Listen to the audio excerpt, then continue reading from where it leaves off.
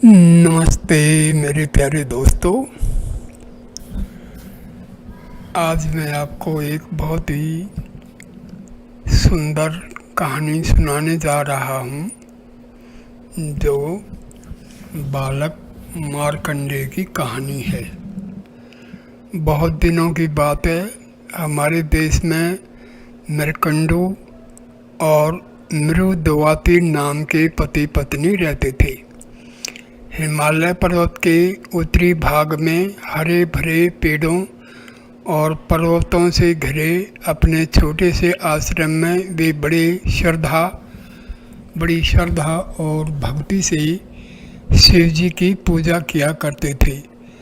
मृकंडू बड़े सवेरे उठकर पास बहते स्वच्छ झरने में स्नान करते तथा सुविकसित सुगंधित पुष्पों को चुनकर आश्रम में ले आते, जहाँ बड़े प्रेम से मृदुवाती उन फूलों की माला बनाती। स्वच्छ चमकते पात्र में आश्रम की गाय का दूध दोहती, फिर वह शिव जी की पूजा करने बैठ जाती। उन्हें दूध से नहलाती, मंत्र पढ़ती और श्रद्धापूर्वक प्रणाम कर माला भेंट करती। इस प्रकार रहते और शिव जी की आराधना करते बहुत समय बीत गया। मृकंडू और मृदुवाती की आयु बढ़ने लगी, परंतु उन्हें पुत्र का मुख देखना नसीब नहीं हुआ।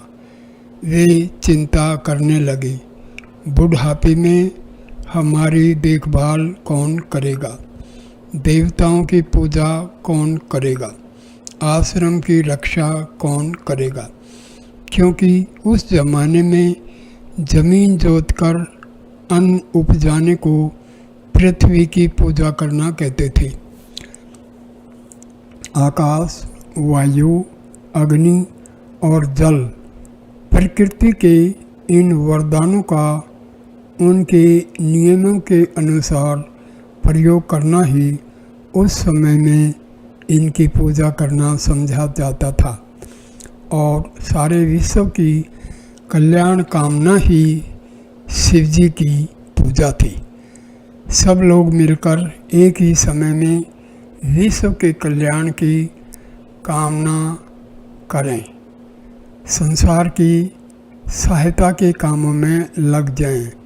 इसीलिए शिव जी के व्यक्तित्व की कल्पना की गई थी, क्योंकि शिव जी का ध्यान करते ही लोगों का ध्यान उनकी कल्याणकारी प्रवृत्ति पर केंद्रित हो जाता है। अंत में हताश होकर दोनों पति पत्नी एक दिन शिव जी का ध्यान करते हुए आश्रम के निकट बैठ गए और बोले, भोलानाथ, अब हम यहाँ से नहीं उठेंगे जब तक तुम हमारी इच्छा पूरी नहीं करोगे। बैठे बैठे उन्हें बहुत समय बीत गया, परंतु उनका दृढ़ संकल्प नहीं टूटा।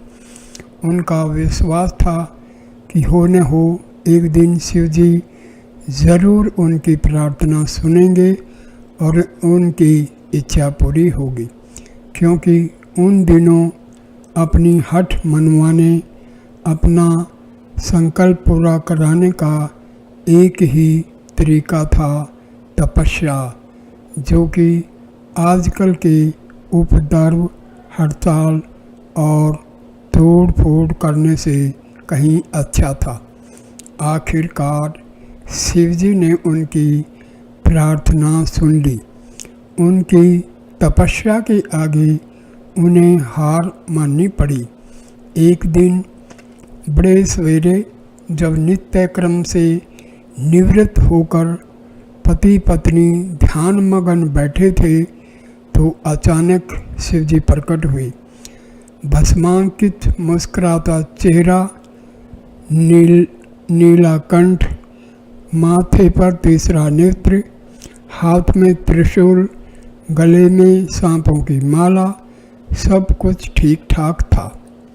बोले, मांगो क्या मांगते हो?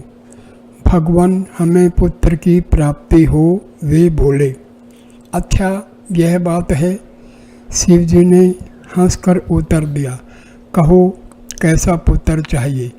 गुणी परंतु कम आयु वाला, अथवा निर्गुण और बहुत दिन जीने वाला? मरुदवाती ने पति की ओर देखा, फिर कहा, भगवान हमें गुणवान पुत्र चाहिए, चाहे वह कम दिनों तक ही जीवित रहे। एवं मस्तु कहकर शिव जी मेघमंडल में बिजली के समान अंतर्ध्यान हो गई।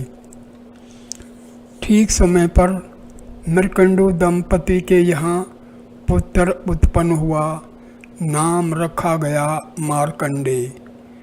ठीक ही है, मृकंडु का पुत्र मार्कंडेय ही तो कहलाएगा।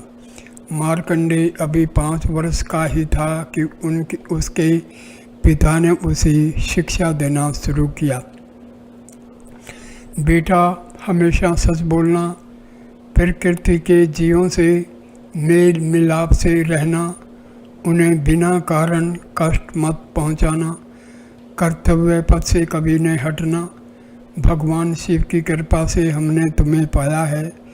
उनके कहने के अनुसार तुम्हारी आयु अधिक नहीं होगी, परंतु यदि तुम परिश्रम करोगे तो सब गुण तुम में वास करेंगे। माता मरुदवाती भी नित्य प्रति पुत्र को आश्रम सेवा का कार्य सिखाती, पेड़ पौधों की देखभाल, पृथ्वी से अन्न का उत्पादन, भोजन तैयार करने की कला, आश्रम की सुरक्षा, फिर शिव जी की पूजा जो सर्वोपरि थी, सभी कामों में मार्कंडेय अपनी माता के साथ रहता, उससे सीखता, उसकी सहायता करता। जब वह 12 वर्ष का हुआ तो माता पिता से आज्ञा लेकर दक्षिण दिशा की ओर चल पड़ा। उसकी तीव्र इच्छा थी कि वह ऋषि अगस्त्य को खोजकर उनसे विद्या प्राप्त करे। उन दिनों दक्षिण में अगस्त्य का बहुत नाम था। दूर दूर से लोग आकर उनसे ज्ञान प्राप्त कर रहे थे। सुना जाता था कि वे पशु पक्षियों, भालू, बंदरों को भी पढ़ना लिखना सिखा देते थे। दक्षिण पहुंचकर मार्कंडेय ने सबसे पहले एक सुंदर नीले रंग का पत्थर ढूंढा और बड़े प्रेम परिश्रम से उसे चिकना बनाकर शिवलिंग स्थापित किया। फिर वह प्रतिदिन नियम पूर्वक शिव जी की पूजा करने लगा। शिव मंदिर की सफाई, दूध और बेल के पत्तों को लाना, मंदार के पुष्पों बीजों को ढूंढना, उनकी माला बनाना, फिर स्नान कर सब कुछ शिव जी को अर्पित कर देना, अपने को भी। यह उसका नित्य क्रम बन गया। वह अगस्त्य मुनि की पाठशाला में भी जाता और वहाँ भी मन लगाकर अपना काम करता।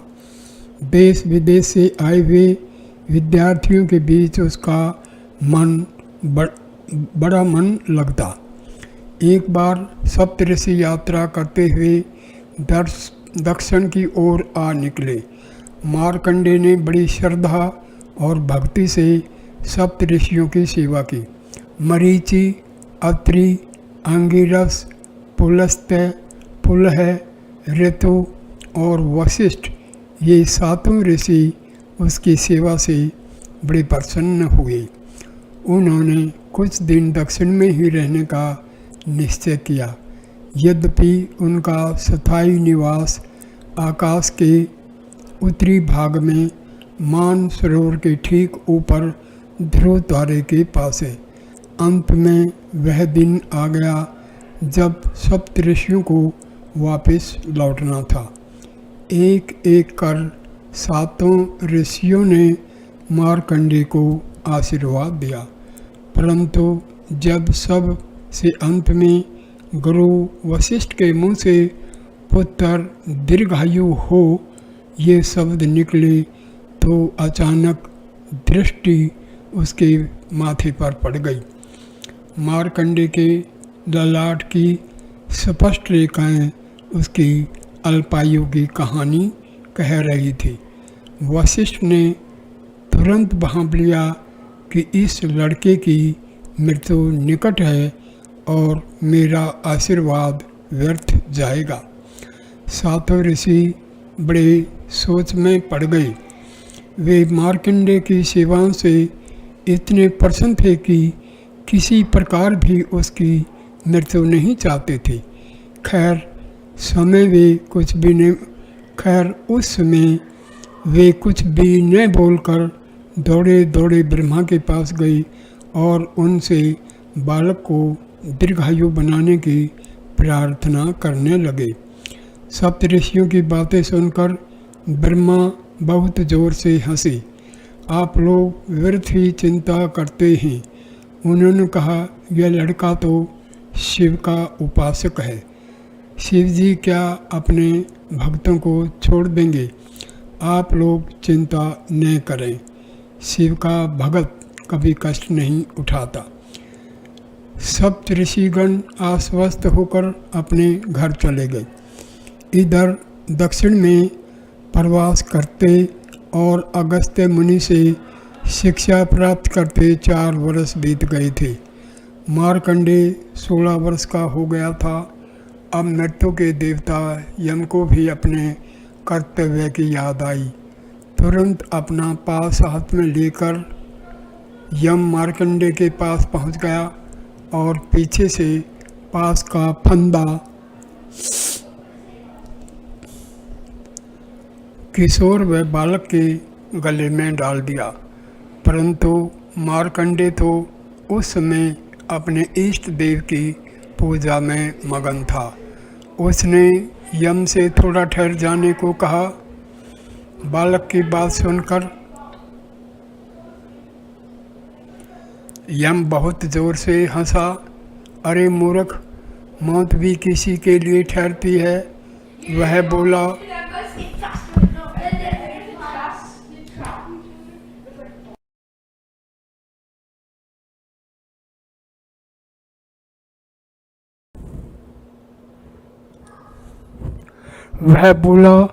और फंदे का एक और लपेटा बालक के चारों ओर खींच दिया।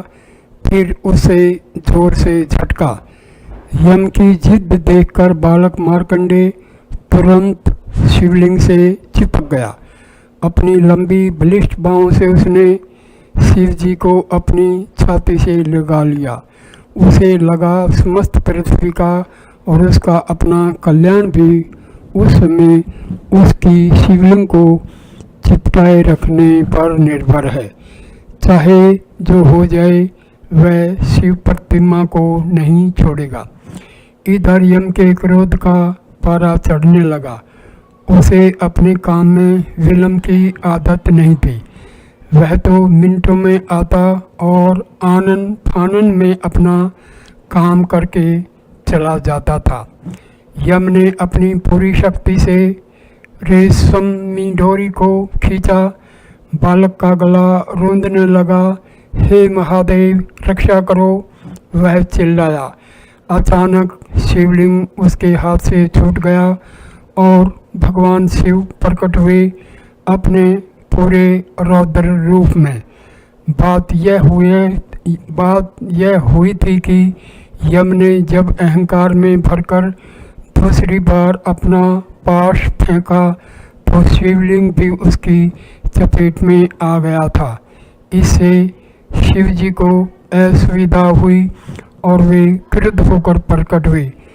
शिव जी के एक धक्के से यम पछाड़ खाकर गिर पड़ा और अपना पास लेकर भागा। भोलेनाथ ने बालक को गोद में बैठाकर प्यार किया और उसे दीर्घायु होने का वरदान दिया। उस दिन मार्कंडेय की आयु 16 वर्ष की थी। शिव जी की कृपा से उसमें आजीवन 16 वर्ष के नवयुवक के समान कार्य करने की शक्ति आ गई और मृत्यु के जीत लेने के कारण उसी दिन से लोग भोलेनाथ को भी मृत्युंजय कहने लगे। मार्कंडेय अपनी दृढ़ इच्छा और संकल्प शक्ति के कारण ही मृत्यु को पराजित करने में सफल हुआ था। यदि उसमें स्वयं जीवित रहने की प्रबल कामना न होती तो शिव जी भी उसकी सहायता नहीं करते, क्योंकि भगवान उन्हीं की सहायता करते हैं जो स्वयं अपनी सहायता करने को तत्पर रहते हैं। मृत्यु को मुख से बचकर किशोर मार्कंडेय और भी अधिक परिश्रम से पढ़ने लगा। उसके ज्ञान और विद्या की ख्याति दूर दूर तक फैलने लगी। एक बार व्यास मुनि के शिष्य जैमिनी यात्रा करते हुए मार्कंडेय के निवास की ओर आ निकले। व्यास मुनि जब महाभारत की रचना कर रहे थे तो जैमिनी के मन में महाभारत के कुछ प्रसंगों के संबंध में संदेह पैदा हुए थे। उन्होंने सोचा, चलो यह अच्छा मौका है मार्कंडेय की परीक्षा लेने का। उनके ज्ञान का पता भी चल जाएगा और अपने संदेह दूर होंगे सो तो होंगे ही। जैमिनी के प्रश्नों को सुनकर मार्कंडेय ने उन्हें अपने 4 शिष्यों के पास भेज दिया और कहा, यदि उनसे आपका समाधान न हो सके तो पुणे मेरे पास चले आना। मार्कंडेय के ये शिष्य विंध्याचल पर्वत पर पक्षियों का रूप धारण कर रहते थे। उन्होंने जैमिनी का स्वागत किया और उनके प्रश्नों का उत्तर दिया। मार्कंडेय बड़े मार्के के पंडित थे। उनके एक शिष्य का नाम कौष्टुकी था। कौष्टुकी के कहने से उन्होंने सृष्टि के आरंभ, उसके विनाश, पुनर्निर्माण, काल निर्णय, बारी बारी से मनुओं का आगमन और प्रत्येक कल्प में होने वाले राजाओं की विशेषताओं के बारे में भी महत्वपूर्ण सूचनाएं दी। उस समय में एक और यदि ज्ञान बढ़ रहा था तो दूसरी ओर अज्ञान फैल रहा था। लोग ब्रह्मा, इंद्र, सूर्य, अग्नि आदि जैसे वेदों के समय के देवताओं को भूल रहे थे। वर्षा के पानी, सूर्य के प्रकाश और पृथ्वी की अग्नि का समुचित प्रयोग न हो पाने के कारण पृथ्वी पर अकाल और दुर्भिक्ष पड़ने लगे थे। मार्कंडेय ने एक बार फिर प्रकृति की इन शक्तियों का अध्ययन किया और लोगों को उनका सही उपयोग सिखाया। इस प्रकार बहुत काल तक अध्ययन अध्यापन करते करते मार्कंडेय बहुत बूढ़े हो गए, परंतु उनकी कार्य करने की शक्ति वही 16 साल के युवक जैसी रही। वृद्धावस्था में उनकी भक्ति माँ दुर्गा की ओर हुई। दुर्गा उनके इष्ट देव भगवान शिव की शक्ति थी। एक दिन उन्होंने भक्ति के आवेश में माँ दुर्गा की स्तुति में 700 श्लोक कह डाले।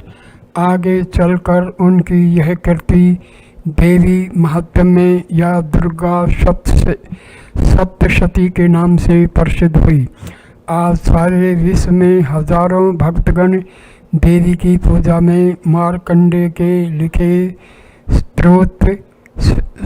स्तोत्र गाते हैं। ऋषि मार्कंडेय को अपने इष्ट भगवान शिव और देवी दुर्गा से प्रेम तो था ही, अपनी मातृभूमि भारतवर्ष के प्रति भी उनका असीम अनुराग था। अपने महान ग्रंथ मार्कंडेय पुराण में उन्होंने अनेकों स्थानों पर भारत भूमि का वर्णन किया है। उसकी नदियों पर्वतों की स्तुति गाई है।